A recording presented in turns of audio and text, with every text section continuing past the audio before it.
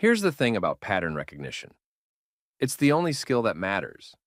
A neurologist reads a scan the way a chess player reads a board, not the pieces as they stand, the vectors, where they're going, what the position will look like in 6 moves. I've spent 17 years training my brain to see what isn't there yet, to read the negative space, to understand that what a structure is doing is less important than what it's about to do. I should have applied that to my marriage. Sloane's phone is face up on the kitchen counter when I walk in at 6:47 p.m. on a Tuesday in October. The screen is lit. I'm not trying to read it. The message is simply there, the way a stop sign is simply there. Donovan. Can't stop thinking about last night. I read it once. I set my keys on the counter beside the phone. I pick up my keys. I set them down again. The thermal printer on the edge of the counter is still warm from whatever Sloane printed this morning. I touch it with 2 fingers. The paper is faintly chemical, the way thermal paper always is, and the warmth is almost body temperature. I pick up my keys. I go to the refrigerator. I take out the leftover pasta from Sunday and put it in the microwave.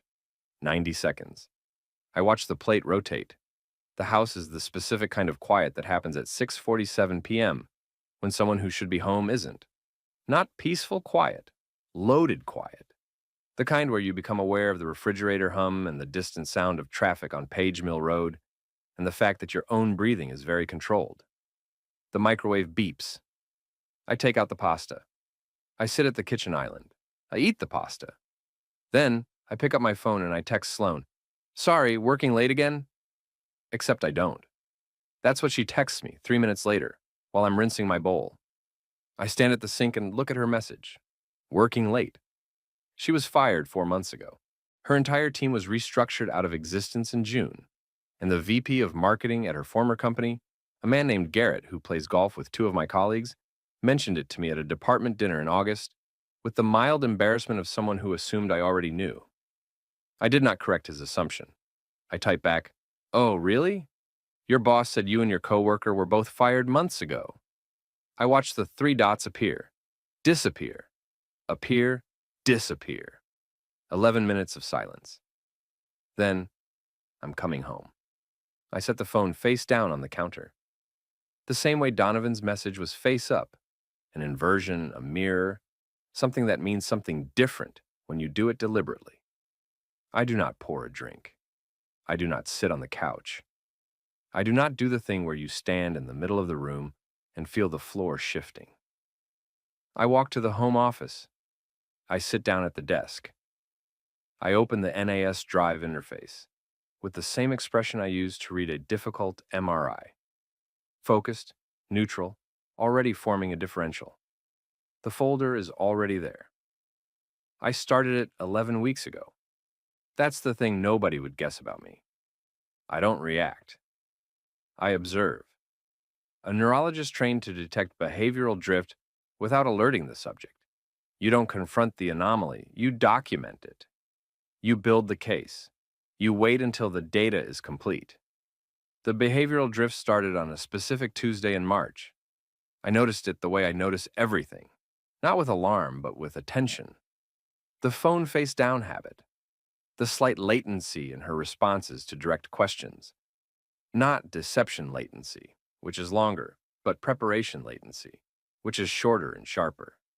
The altered sleep architecture, the micro-expression cluster I've seen in patients whose lives have divided into 2 distinct tracks. I didn't say anything. I started a folder, 41 entries, 11 weeks of router logs, GPS metadata pulled from the household backup, location pings from the shared family plan that she forgot I could access because I set it up 3 years ago and she never asked how it worked.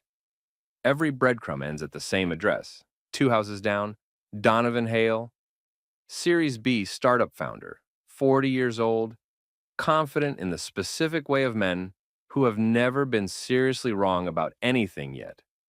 41 times. I expected to find maybe 6. I'm looking at the folder when I hear her car in the driveway. I hear the car door, the garage door, her footsteps on the kitchen tile, bare, quick, the sound of someone moving toward a conversation they've been rehearsing. I walk to the kitchen and sit at the island. The thermal printer is warm beside my coffee. She comes through the doorway and she's already talking. Mascara tracked, voice pitched at the frequency of a prepared explanation. I can explain. I know, I say. That's the problem. She stops. Here's what she expected: volume, accusation, the emotional register of betrayal, raised voices, broken things, the performance of a man whose world has collapsed. She's been preparing for that conversation. She has answers ready for that conversation. I slide 3 printed pages across the marble: router logs, hotel Wi-Fi pings, Donovan's home address, highlighted in yellow, 41 times. 41 entries, I say. 11 weeks of data. I expected to find maybe 6. She looks at the pages. Her hands are shaking. Mine are not. The conversation that follows is not a conversation. It's a sequence. She escalates through denial. It's not what you think. Into partial admission. It only happened a few times. Into the territory where the math stops working and she knows it. Her voice rises. A wine glass goes off the counter. Not thrown exactly. More displaced by the gesture of a woman whose hands don't know what to do with themselves. It hits the tile and breaks in 4 pieces. I watch the pieces settle. I look back at her. I'll add that to the documentation, I say. Tate, I'm sleeping in the office. We'll talk when you've decided what's true.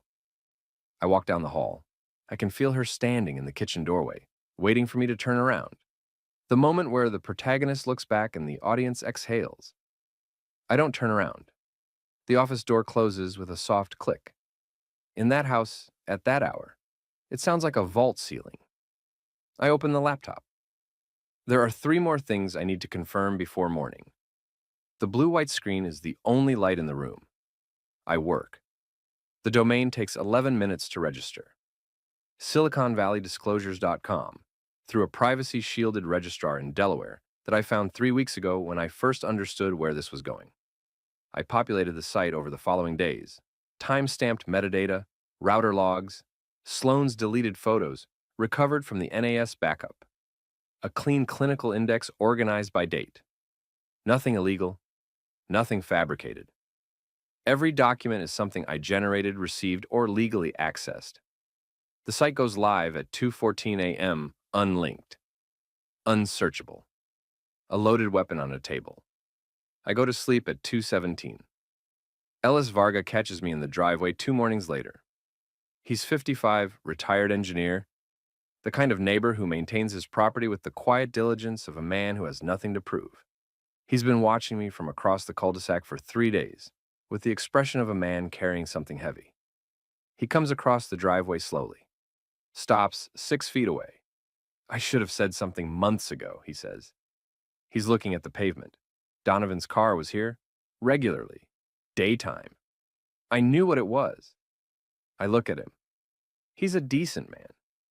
The guilt on his face is genuine. I know you knew, I say. I need one thing from you. Confirm the timeline if anyone asks. That's it. He nods. The relief and shame arrive simultaneously on his face. I note both, the way I note everything. That's it, he says. That's it. He goes back to his garage. I get in my car and drive to Stanford. The same afternoon, I stop at Ainsley Marsh's front door. Ainsley is 37, event planner, Sloan's best friend since college. She has a laugh that arrives before the punchline, and a habit of adjusting her left earring when she's calculating something. I'm holding a serving dish, the one she lent Sloan 6 weeks ago. Returning this, I say. She smiles. It's a good smile, practiced. Oh, thank you. You didn't have to. She mentioned you two had dinner last Thursday. What restaurant? A beat. The smile holds.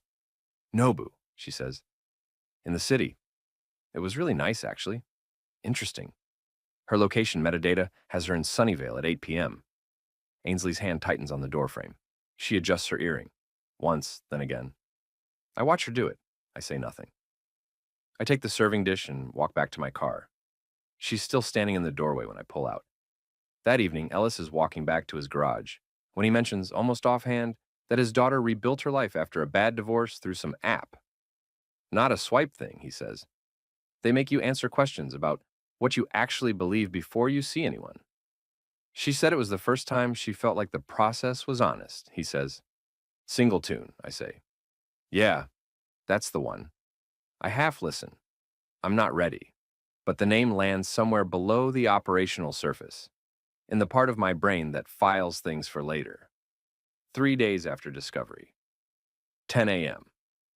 Sloane corners me in the kitchen. She's been drinking. Not heavily, but enough. The bourbon on her breath at that hour is its own kind of data point. She's been up since before I woke.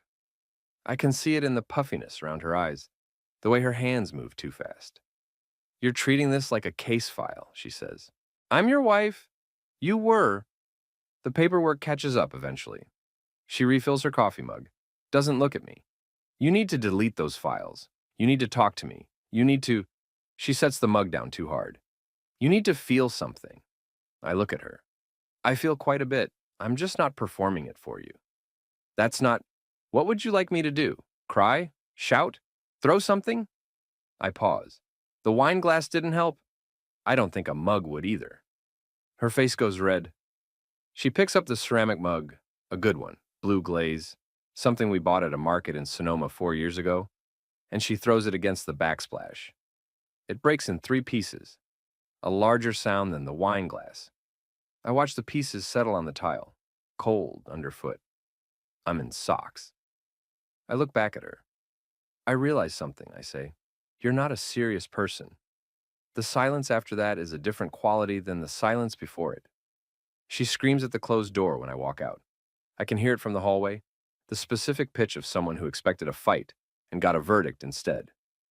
That night at 11:03 p.m., I email Victor Solis. Victor's 52, lead Series B investor in Donovan's startup, the kind of man who reads term sheets the way some people read scripture, with complete attention and zero tolerance for ambiguity. I've met him twice at neighborhood events. He has a firm handshake and a fiduciary mind, and I'm confident he reads his inbox before 7 a.m. The email contains one attachment, a PDF, no cover letter, no explanation. The PDF contains page 34 of Donovan's Series B term sheet, morals clause highlighted in yellow, a 1-paragraph factual summary, 3 time-stamped exhibits. I hit send. I go to sleep. At 6:15 a.m., the read receipt comes through. I'm eating cereal. By 7:40, Victor's assistant has forwarded it to Donovan's board chair. I know this because I know how early investors read their inboxes, and I know the board chair's assistant is named Petra, and she is efficient. I finish the cereal, I rinse the bowl, I drive to Stanford. Donovan comes to my door at 11 a.m. He's not calm. He's the specific kind of not calm that belongs to men who have never had a move countered before. Wide through the shoulders, jaw set, moving like he's already decided the conversation is over. He pounds the door. I open it. You sent something to Victor, he says. You have no idea what you just did. Page 34, I say. Morals clause. Standard Series B boilerplate. You signed it. He shoves past me into the entryway. I step aside. I let him feel like he's winning. He's looking around the house with the expression of a man who's been here before, and he has, I know exactly how many times. And he's calculating something. Volume, momentum, the performance of a man who still has leverage. I walk to the front door. I open it wide. Ellis, I say. Ellis is already on the driveway. He was in his front yard when Donovan's truck pulled up. 2 other neighbors have drifted to their mailboxes. The Pattersons, from the end of the cul-de-sac, and the woman with the golden retriever whose name I can never remember. Donovan looks at the small audience. His momentum dies. It's visible, a physical thing, like a sail losing wind. He looks at me. He looks at the neighbors. He looks at me again. He leaves fast, almost running across the cul-de-sac toward his house. Ellis watches him go. That's the first time I've seen him move that quick, Ellis says. Fear does that. I publish the SiliconValleyDisclosures.com link at noon. 3 neighborhood Facebook groups, the local Nextdoor thread. A neutral account I created for the purpose. No commentary, just the URL. By 2 p.m., the neighborhood has read it. By 4 p.m., the read count on the server is 847. By 6 p.m., Someone has shared it to a broader Silicon Valley tech forum. I'm in my office at Stanford when the numbers climb. I'm reviewing fMRI data from a longitudinal study on executive function. The two tasks require the same part of my brain. I find this mildly interesting. Donovan returns at 9 p.m., drunk. The specific drunk of a man whose day has collapsed around him and who has decided that the correct response is confrontation. He has a hunting knife from his truck. I see it when I step outside, a fixed blade with a black handle, not raised, just held. Not a threat exactly. More a man who grabbed the nearest object that felt like power. He's standing in my driveway.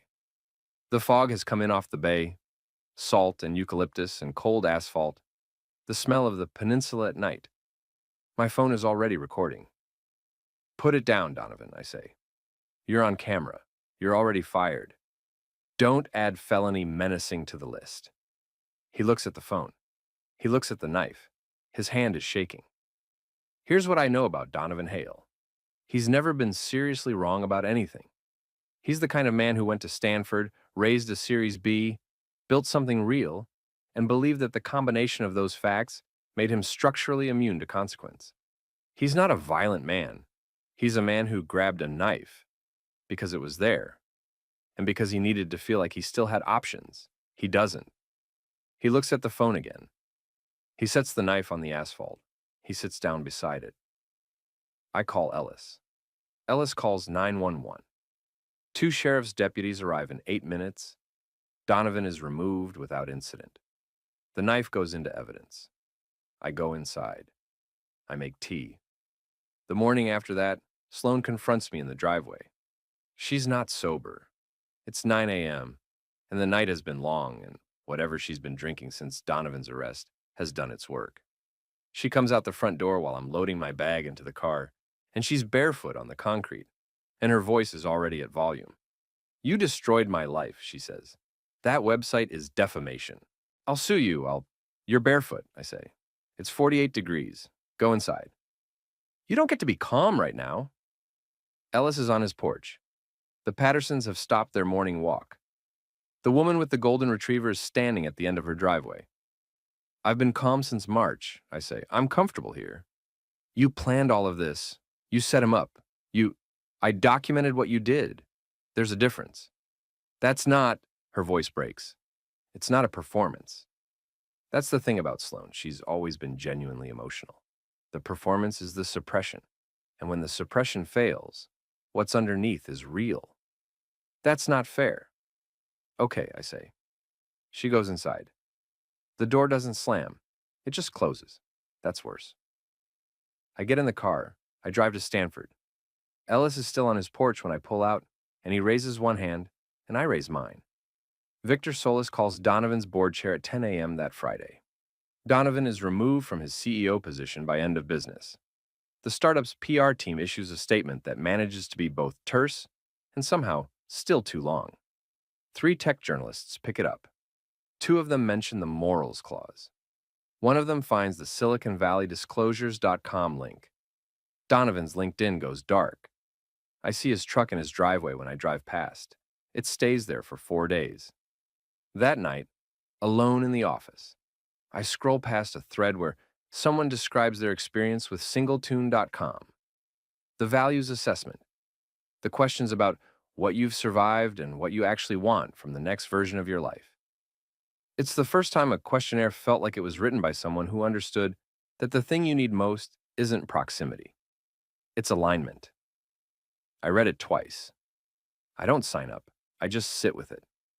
The concept hits differently now. 11 years of marriage to a woman whose values I apparently didn't know, or knew and misread, or knew and chose to believe, were converging with mine when they were always diverging. The assessment question the thread describes, "What do you believe in?" is not a question I ever asked Sloan directly. Not once. Not in 11 years. I close the laptop. The room is dark except for the residual glow of the screen. The fog smell comes through the window. I left cracked. Salt and eucalyptus. Cold asphalt. The Bay Area's particular version of absence. I sit in it for a while. Grady Marsh calls me at 8 p.m. His voice is flat in a way I recognize. The voice of a man who has just done arithmetic he didn't want to do. I've heard it in patients' family members, the voice that comes after the scan. The dates on that website, he says. Some of them are nights Ainsley told me she was with Sloan.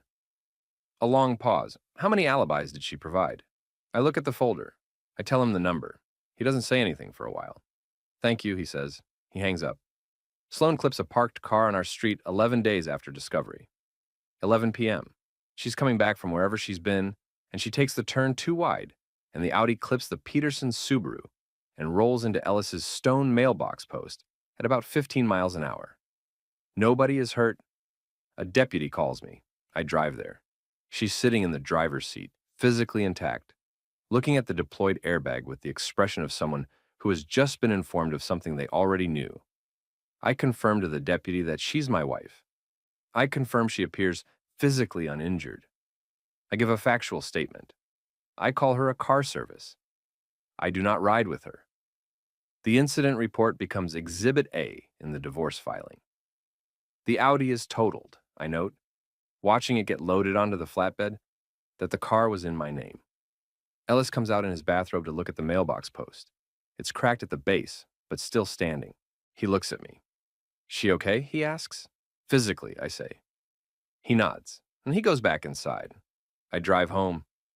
The fog is thick on Page Mill Road, and I drive through it with the windows down, and the smell of salt and eucalyptus fills the car.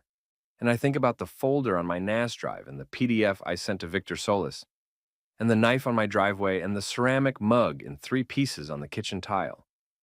I think, I have been very controlled. I have been very precise. I have done everything correctly. I think, I am not sure that makes me a good person. I park in the driveway. I sit in the car for 4 minutes. I go inside. Ainsley drives to my house 3 days after Grady confronts her with the screenshot thread. She's crying when she gets out of the car. Not performing crying, the real kind, the ugly kind, the kind that's been happening for hours before she decided to drive here. She's also moving wrong. I see it when she comes up the front path. Response latency, slightly dilated pupils, a gait that's just slightly off the normal rhythm. She's taken something. I pull her inside. I run a basic neuro check in the kitchen. Track my fingers, squeeze both hands. Tell me today's date. She passes everything, but she's not sharp. I determine she's not in danger, but needs monitoring. I call Grady. He comes in 12 minutes. He doesn't look at her the way a husband looks at a wife. He looks at her the way a man looks at a situation he's decided to manage. He sits at the kitchen table. I sit at the kitchen table. Ainsley is on the couch. I'm not doing this for her, Grady says. His voice is quiet, controlled. I recognize the register. I know, I say. Neither am I. We sit there for 2 hours. We don't talk much. At one point, Grady makes coffee and puts a cup in front of me without asking if I want it. Here's the thing I don't tell him. Sitting there in the clinical quiet of that kitchen, I find myself composing an abstract. Sloan's behavioral profile, the addiction-driven executive dysfunction, the altered sleep architecture and micro-expression cluster, the progressive compartmentalization. It's textbook. The kind of case study that gets published in behavioral neurology with identifying details changed.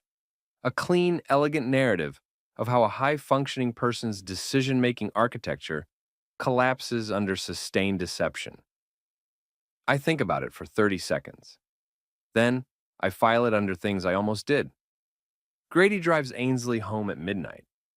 He doesn't say goodbye. He just goes. I stand in the kitchen for a moment. Cold tile underfoot. The thermal printer on the counter, cool now. The house quiet in a different way than it was 11 days ago. Not loaded quiet, just empty quiet. There's a distinction. I go to bed. The Stanford Fellowship paperwork takes 40 minutes to complete. I deferred it 3 years ago at Sloan's request. She wanted to stay in Los Altos Hills, near her friends, near the life she'd built. And I agreed because I was, at that point, still operating on the assumption that we were building the same thing. I sign it on a Wednesday morning. The pen moves across the signature line with no resistance. The Palo Alto apartment lease takes 20 minutes. Faculty housing, clean lines, a fog view from the second floor. The first space that will belong only to me in 11 years. I tell Sloan on Thursday.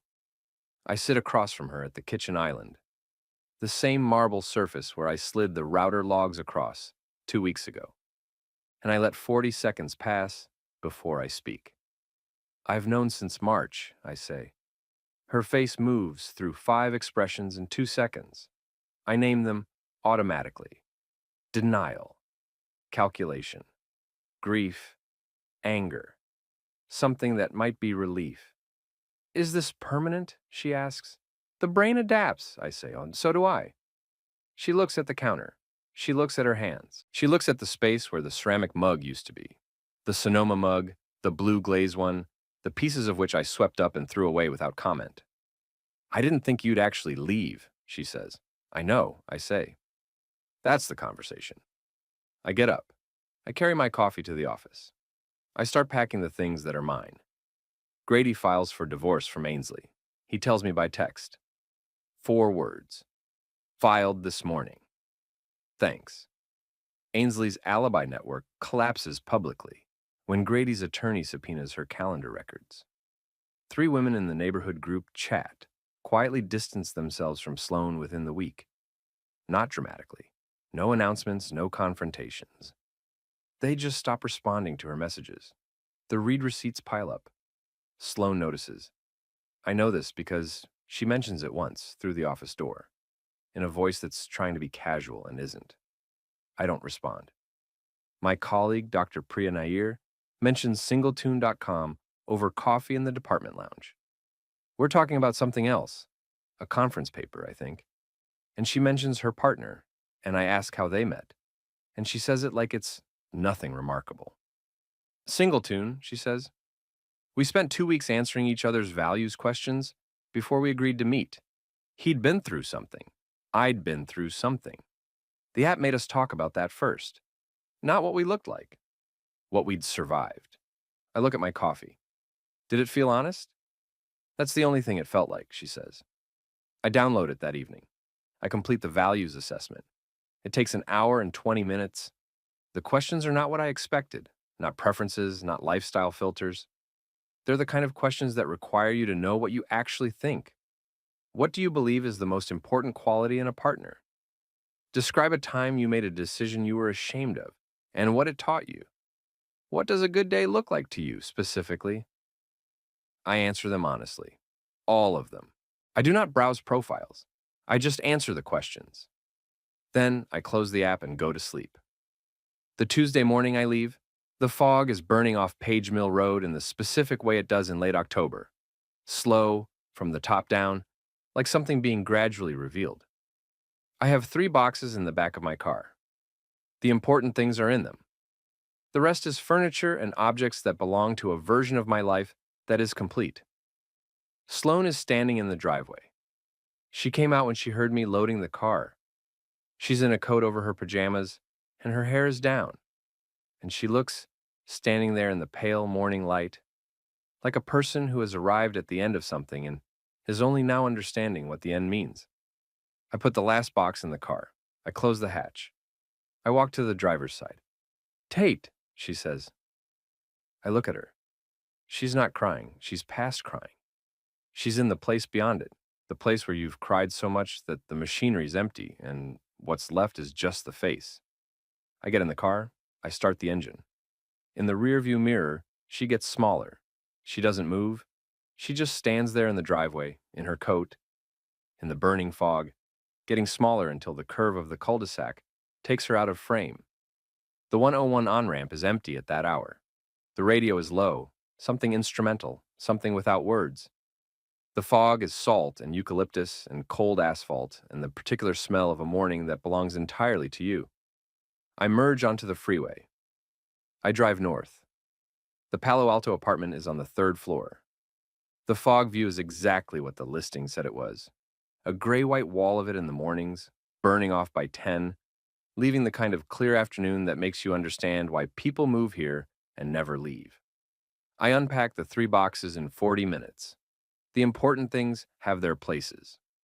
The rest can wait. My phone is on the kitchen counter.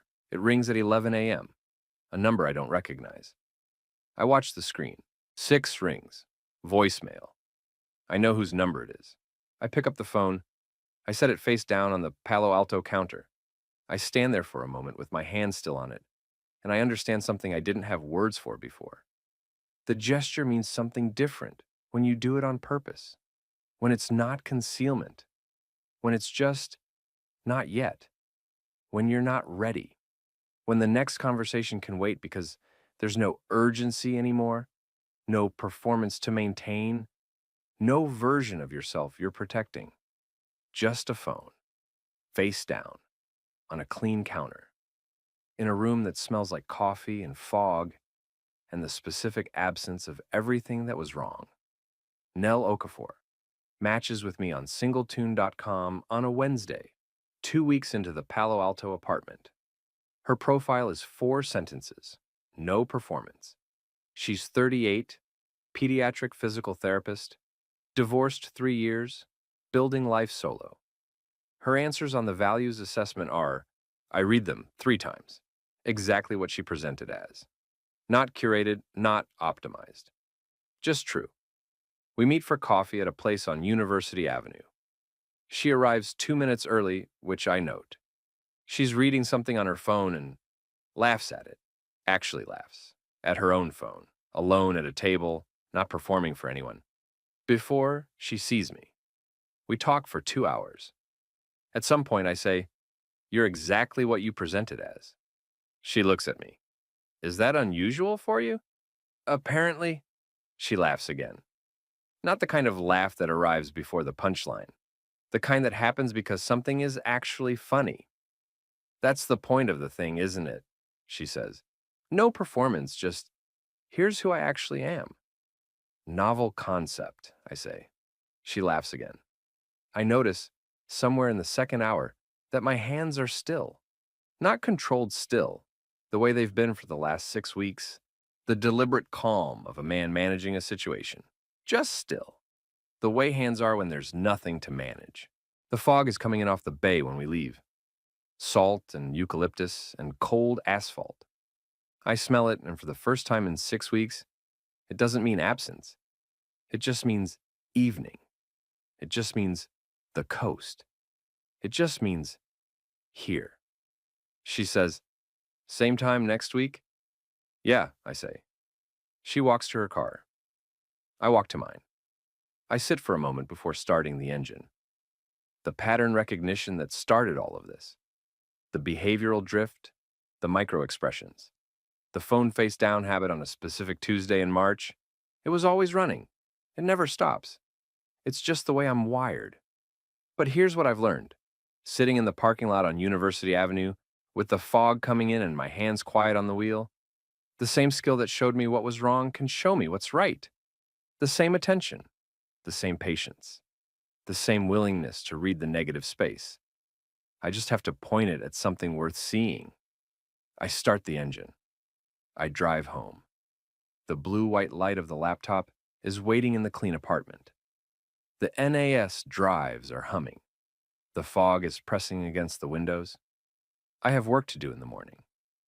Good work. The kind that matters. I open the laptop. I start reading.